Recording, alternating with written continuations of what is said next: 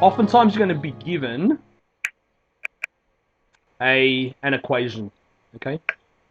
So let's have a look at an equation that you might be given, okay?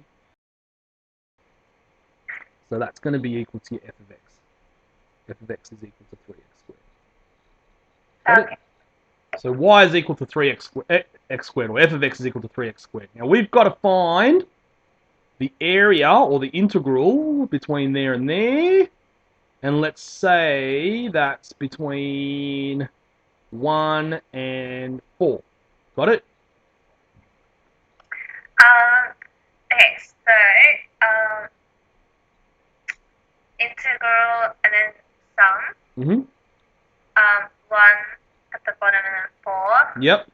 And then fx. Yep. Now what is fx equal to?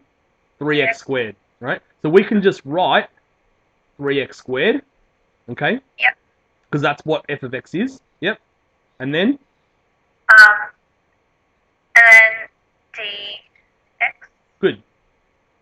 Got it?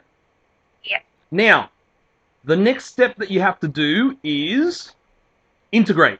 You've got to integrate. Okay? That's the next thing you have to do. Okay? Now, remember what we said integration was? What did we say integration was? Integration was... Finding the sum area. Yep. Bounded finding... by a curve. And x-axis. Yep. Area bounded by a curve. Curve and x-axis, right? Now, what did we say differentiation was? Differentiation gives you the... Gradient? Yes, good. Very good. Okay? Gives you the gradient of a curve. Alright. Cool. Now, when you differentiate, you're finding the gradient. When you're integrating, you're finding the area. Okay?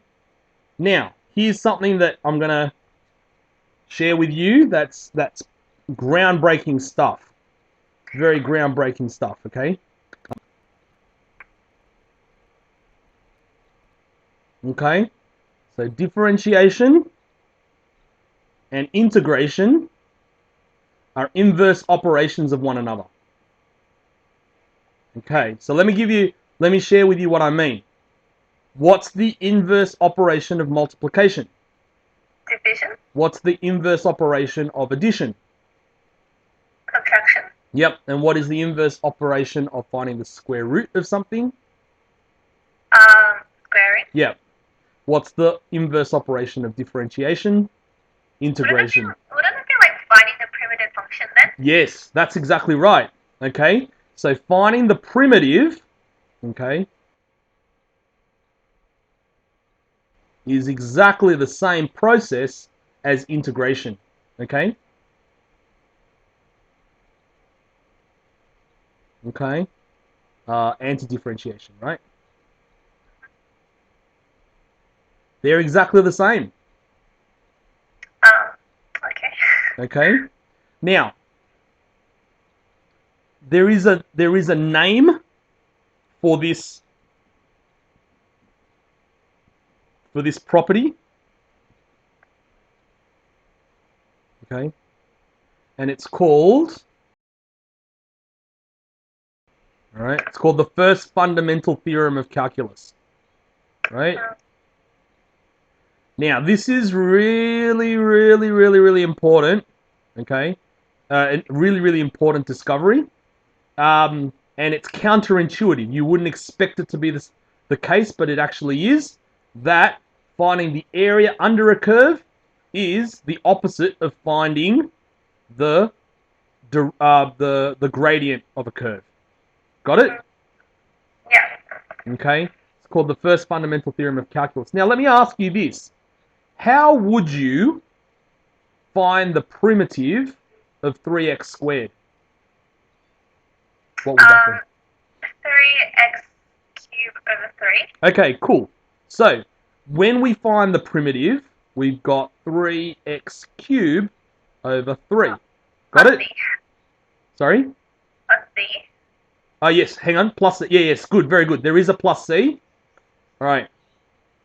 But you're right. So we've found the primitive to integrate. Once we've integrated or once we've anti-differentiated, we don't need this sum anymore. We don't need this dx anymore. Those things can go away. Got it? So that's your answer. All right. Now, ordinarily, yes, you would plus a c. Now, yep. Now, when we plus a c, that's called, there's a lot going on here. That's called your indefinite integral. Okay, now what do I mean by an indefinite integral? Right, an indefinite integral is basically the general formula for finding the area under a curve. Got it? It's the general formula for finding the area under this particular curve. Got it? But what we have is that the area is actually between 1 and 4. You see that? Our area that we want is between 1 and 4. Do you get that? Yeah. It's between some set limits. Yeah? That is called our definite integral. Definite integral. Okay? Because it's got a defined set of boundaries as to where the area is. So like a domain? Or... Yes. Yeah, it's kind of like a domain, yeah. Right? So it's a definite integral. Now, the way we write the definite integral is different from the way we write the indefinite integral. Okay? So the indefinite integral we write as a formula or as a rule, and then we have to plus a c, right? Yeah. As a definite integral, it's different. We write it like this. We write it as the formula, but we write it between 4 and 1. Now that line there just means we're actually just finding the area between 1 and 4, right? And we put a square set of brackets, and that tells us that's the area. Got it? Between 1 and 4. Okay? Now, the way this ends up is this. So you get x cubed between 4 and 1, right? And what that ends up being is 4 to the power of 3 minus 1 to the power of 3. Wow. Okay. Do you get that? So what ends up happening is, so when we integrate f of x, it becomes the primitive, capital F of x, right? Yeah. Yep. Between 4 and 1.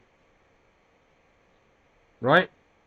So, the definite... So you get rid of the x, and you just put it on top of the power. So the definite integral becomes the primitive with 4 substituted into it minus the primitive with 1 substituted into it. Got it? Yeah.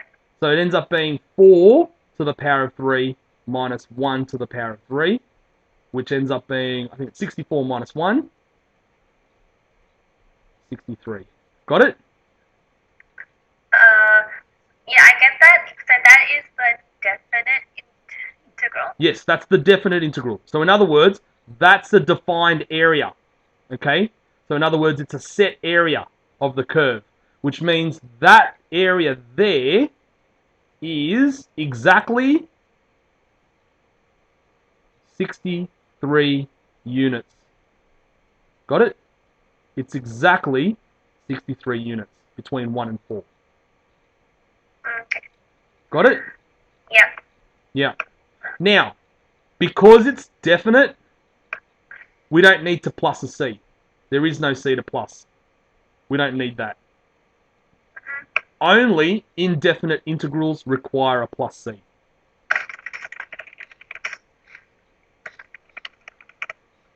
Okay. Got it? Yeah. No need. Okay? The plus c. So I guess the integration would have more like definite integrals then? Then indefinite. Yes and no.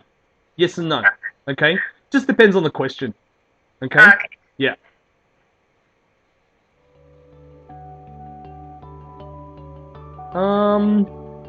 That pretty much in a nutshell is integration.